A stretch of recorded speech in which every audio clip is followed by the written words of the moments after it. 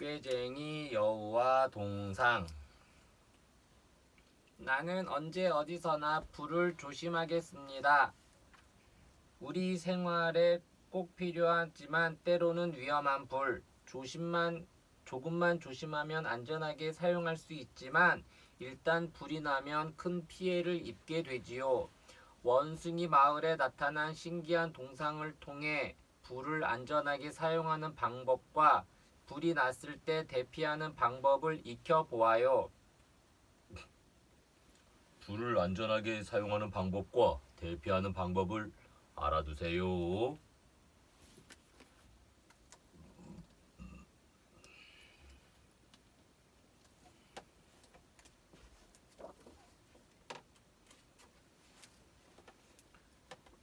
원숭이 마을에 동상이 나타난 건 달도 뜨지 않은 어두운 밤이었어요. 원숭이들은 그 동상이 무엇에 쓰는 물건인지 궁금했어요. 날이 밝자 원숭이들은 옆마을에 사는 꾀쟁이 여우를 불렀어요.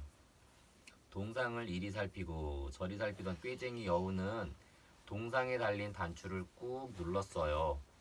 불을 발견하면 불이야! 하고 큰 소리로 외치세요. 동상에서 우렁찬 소리가 났어요. 이게 도대체 무슨 소리지? 원숭이들은 꾀쟁이 여우에게 물었어요. 사실 꾀쟁이 여우도 몰랐지만 모른다고 말하기가 싫었어요. 그때 머릿속에 좋은 꾀가 반짝 떠올랐어요. 에헴, 이건 마법의 동상이야. 보물이 숨겨진 곳을 말해주지. 신이 난 원숭이들은 동상을 가마에 싣고 보물을 찾으러 나섰어요. 꾀쟁이 여우도 가마에 올라탔어요. 원숭이들은 가마를 들고 산을 넘고 강을 지나 다시 산을 넘었어요. 산을 넘자 피자 가게가 보였어요. 그런데 피자 가게 굴뚝에서 쉴 새 없이 연기가 피어올랐어요. 피자 가게 안에 들어서자 불이 보였어요. 원숭이들은 동상의 말이 떠올랐어요. 불이야, 불이야! 불을 보고 원숭이들이 소리쳤어요. 꾀쟁이 여우는 원숭이들의 행동이 우스웠어요. 그래서 동상의 단추를 또 눌렀어요. 비상벨을 누르시오. 그때 꾀쟁이 여우가 한 곳을 가리키며 말했어요. 저기에 비상벨이 있다! 그러자 한 원숭이가 비상벨을 눌렀어요. 때르르르릉 비상벨 소리가 요란하게 울려 퍼졌어요. 저기 저 건물로 피해! 꾀쟁이 여우가 소리쳤어요. 원숭이들은 얼른 옆 건물로 갔어요. 건물 안으로 들어오자 꾀쟁이 여우는 동상의 단추를 계속 눌렀어요. 연기가 나면 최대한 낮은 자세로 기어서 가세요. 물에 적신 담요나 수건으로 몸과 얼굴을 감싸주세요. 문을 열기 전에 문 손잡이를 꼭 만져보세요. 뜨겁지 않다면 열어도 돼요. 만약 방 안에 갇혔다면 물에 적신 천으로 방문 틈을 모두 막아주세요. 동상의 말에 따라 원숭이들은 바쁘게 움직였어요. 소화기 사용 순서 1. 소화기의 안전핀을 뽑아요. 2. 소화기의 호스를 불 가까이 향하게 잡아요. 3. 바람이 부는 방향을 등지고 사용해요. 4. 손잡이를 힘껏 쥐고 양옆으로 비지를 하듯이 호스를 움직여요. 소화기는 순서에 따라 사용하세요. 소화기는 순서에 따라 사용하세요. 어린이는 소화기를 사용하지 말고 바로 대피하세요. 소화기라는 말에 원숭이들이 웅성거렸어요. 그러다가 예전에 사람들이 사용하던 모습을 떠올렸어요. 지친 대장 원숭이가 얼굴을 찌푸렸어요. 정말로 보물을 찾을 수 있는 거 맞아? 내 말을 못 믿겠다는 거야? 꾀쟁이 여우는 도리어 화를 냈어요. 그러면서 또 동상의 단추를 눌렀어요. 침착하게 119번으로 전화하세요. 어디서 불이 났는지 주소를 꼭 알려주세요. 이제 보니 이 동상은 소방서로 가던 물건이었나 봐. 꾀쟁이 여우는 119라는 말에 가슴이 덜컥했어요. 다시 동상이 말했어요. 소방서에서 알았다고 할 때까지 전화를 끊지 말아야 해요. 소방서라고? 그제야 원숭이들은 꾀쟁이 여우에게 속은 것을 알았어요. 그리고 씩씩거리며 여우에게 다가갔어요. 꾀쟁이 여우는 슬슬 뒷걸음질했어요. 그때 비명 소리가 들려왔어요. 병아리들이 사는 건물에서 들리는 소리였어요. 건물에서는 검은 연기가 피어올랐어요. 불길은 점점 더 심해졌어요. 꾀쟁이 여우는 맞아! 하고 외쳤어요. 원숭이들아, 빨리 서둘러. 방금 배운 대로 하면 돼. 원숭이들은 병아리들을 구하러 달려갔어요. 다음 날 병아리 신문에는 원숭이들과 꾀쟁이 여우의 사진이 커다랗게 실렸어요. 모두들 멋진 메달을 선물로 받았어요. 그것 봐, 마법의 동상 맞지? 꾀쟁이 여우는 어깨를 으쓱이며 말했답니다. 소방차의 종류. 높은 건물에 불이 나서 소방차가 달려왔어요. 그런데 소방차의 모양이 모두 달라요. 모양도 하는 일도 다른 다양한 소방차에 대해 알아보아요. 소방 물탱크차. 불이 났을 때 소방차에 물을 공급해줘요. 소방 펌프차.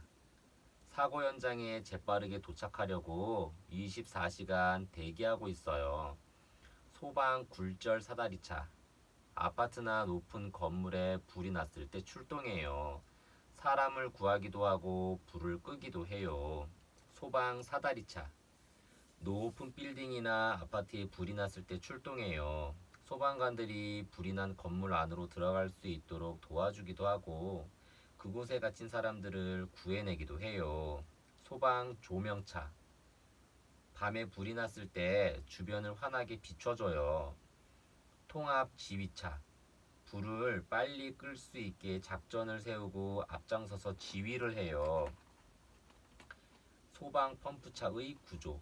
불이 났을 때 가장 먼저 달려가는 소방 펌프차가 어떻게 생겼는지 알아볼까요? 조명등. 어두울 때 불이 난 현장을 환하게 비춰주는 역할을 해요. 확성기. 차 안에 달린 마이크로 불이 난 현장에 있는 사람들에게 위험을 알릴 수 있어요. 소방관이 불이 난 현장으로 들어가고 있음을 알려주기도 해요. 사이렌. 급할 때 소리로 울려서 길을 비켜달라고 신호를 할 수 있어요. 운전석. 소방차에는 보통 3명에서 4명의 소방관이 탈 수 있어요. 보관함. 불을 끄려면 다양한 장비들이 필요해요. 불이 난 현장에 들어갈 때 쓰는 공기 탱크와 문을 부술 때 쓰는 망치 등이 들어있어요. 계기판. 이 계기판으로 방수포를 조절하고 물이 얼마나 남았는지 확인하기도 해요. 방수구. 이곳에 호수를 연결해 물을 뿜어내요. 발전기. 불을 끄는 데 필요한 전기를 공급해요. 방수포. 많은 양의 물을 먼 거리까지 뿜을 수 있어요.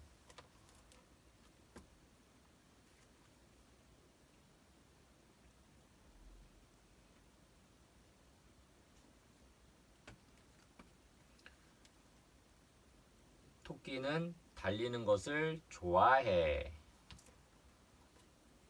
나는 탈 것을 안전하게 이용하겠습니다. 인라인 스케이트, 자전거, 킥보드 등 신나는 탈 것. 싱싱 쌩쌩 빠르게 달릴 수 있는 만큼 부딪히거나 넘어지면 크게 다칠 수 있어요. 토끼, 거북과 함께 다양한 탈 것을 안전하게 타는 방법과 안전 보호 장비를 갖추는 방법을 배워보아요. 인라인 스케이트나 자전거를 탈 때는 안전 보호 장비를 꼭 착용하세요.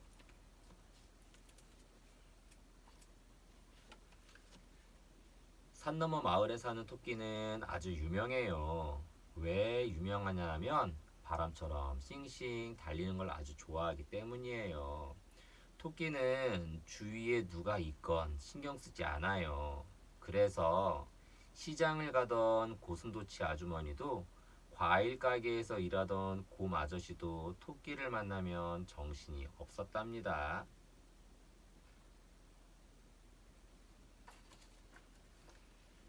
이 마을에 사는 거북도 아주 유명해요. 왜 유명하냐 하면 언제나 느릿느릿 서두르는 법이 없고 항상 친절하기 때문이에요. 그래서 토끼는 늘 주변을 살피며 남을 돕는 거북을 싫어했어요.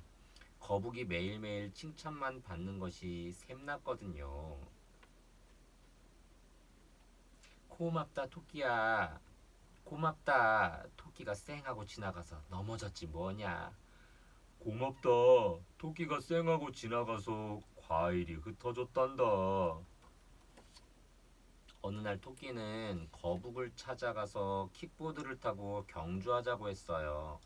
바람처럼 싱싱 달리는 토끼는 거북을 이길 거라고 자신했지요.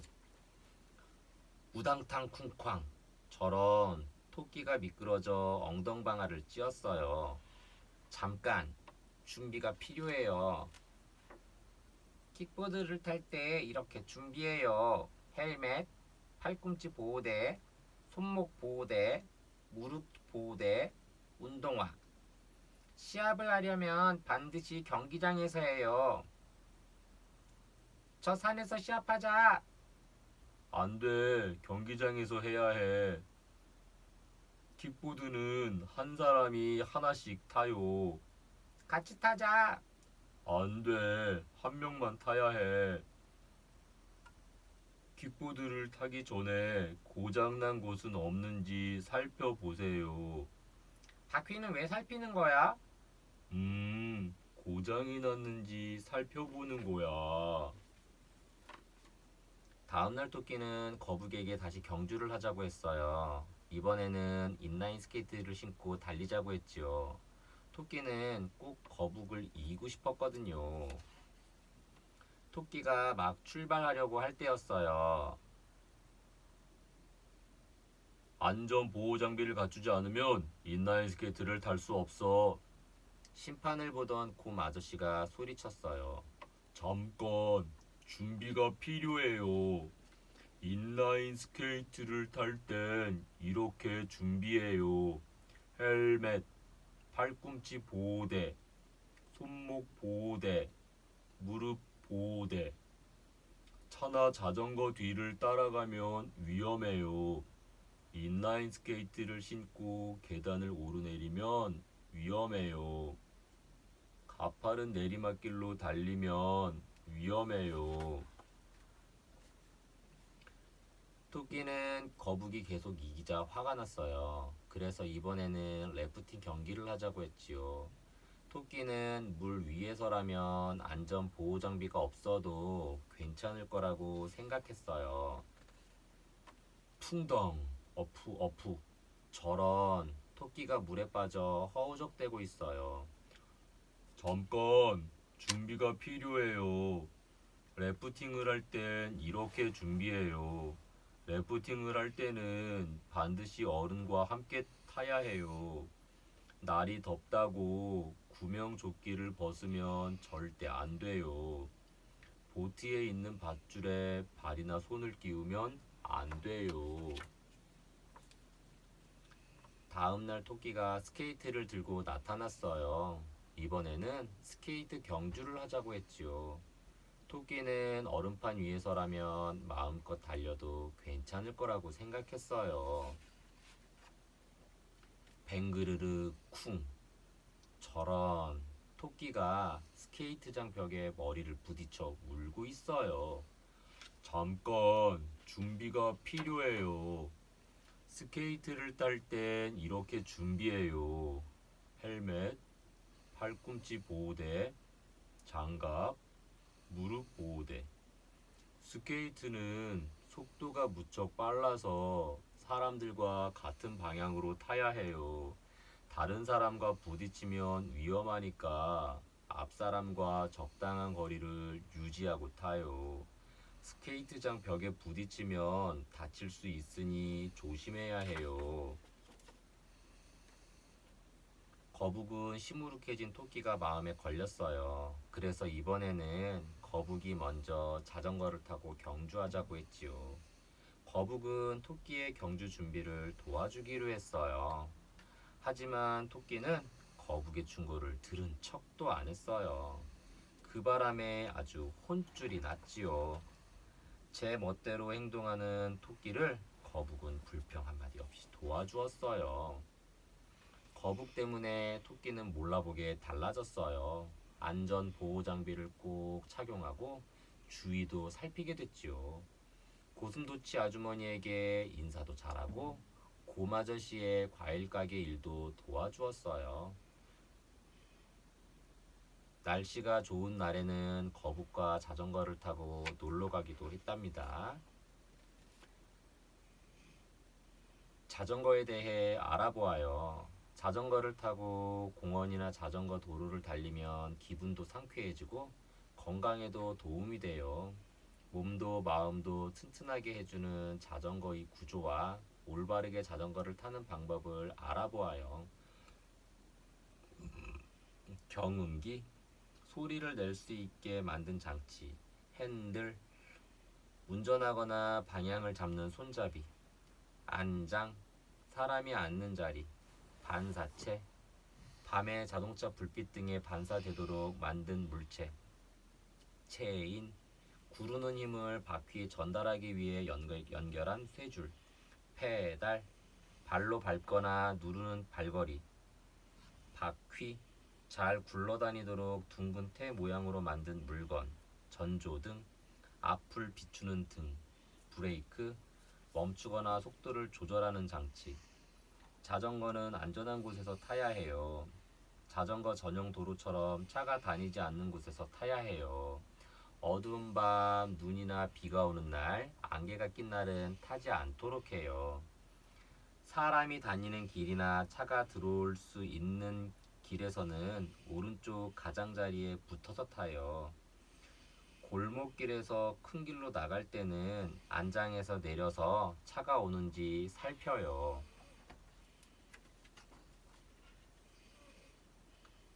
자전거도 안전운전면허 시험이 있어요. 1. 자, 이제 출발해 볼까요? 2. 오른쪽으로 돌 때는 오른손을, 왼쪽으로 돌 때는 왼손을 들어서 신호를 보내요. 3. 신호등이 없는 횡단보도를 건널 때는 멈춰서서 좌우를 살펴야 해요. 4. 자전거 전용 도로가 안전해요. 5. 신호등에 초록색 불이 켜지면 건너야 해요. 6. 서두르지 말고 천천히 달려요. 7.